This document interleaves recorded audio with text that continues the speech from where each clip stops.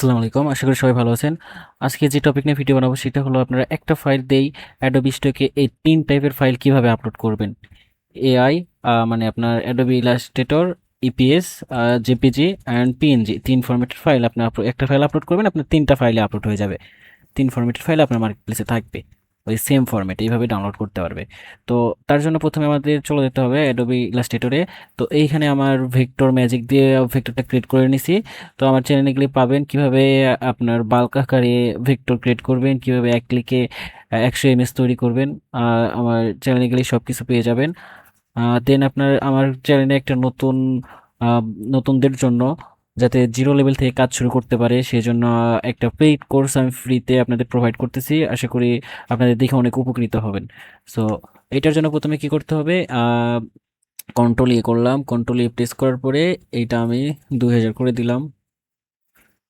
যেহেতু আমার link up করা আছে অটোমেটিক্যালি আপনার এটা হয়ে যাবে, ধরে নেবে। তাই কন্ট্রোল মাইনাস করে দেখার সুবিধার্থে এখান থেকে আনগ্রুপ করে নেব। আনগ্রুপ করে নেওয়ার পরে যে কোনো একটা ফাঁকা জায়গায় ক্লিক করব, দেন ব্যাকগ্রাউন্ডে ক্লিক করে ব্যাক স্পেস ব্যাক স্পেসে দেওয়ার পরে এটা আমার ব্যাকগ্রাউন্ড চলে গেল।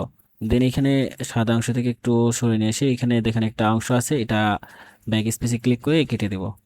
আহ, আর একটু এটা শিফট প্রেস করে মাউস দিয়ে একটু টেনে বড় করে দেব, আর একটু বড় করব। এখন ঠিক আছে। দেন এইটাতে এখানে অবজেক্টে যাব, অবজেক্ট থেকে আর্টবোর্ড, আর্টবোর্ড থেকে ফিট টু আর্ট ওয়ার্ক এখানে দিলে আপনার আর্টবোর্ড, একটা আর্টবোর্ডে এটা হয়ে যাবে। আর যদি আর্টবোর্ড না থাকে তাহলে ইমেজটা আপনার সেভ হবে না। আর্টবোর্ড যেটুকু আউটবোর্ডের অংশের মধ্যে থাকবে সেটুকু ইমেজ আপনার সেভ হবে, যার কারণে ফাইলে সমস্যা দেখা দেবে। দেন এখান থেকে আপনারা তো সেভ করতে পারেনি, এখান থেকে অবজেক্ট থেকে আপনারা সরি ফাইল থেকে সেভ এসে যায় ইপিএস ফরম্যাটে সেভ করে নিতে পারবেন।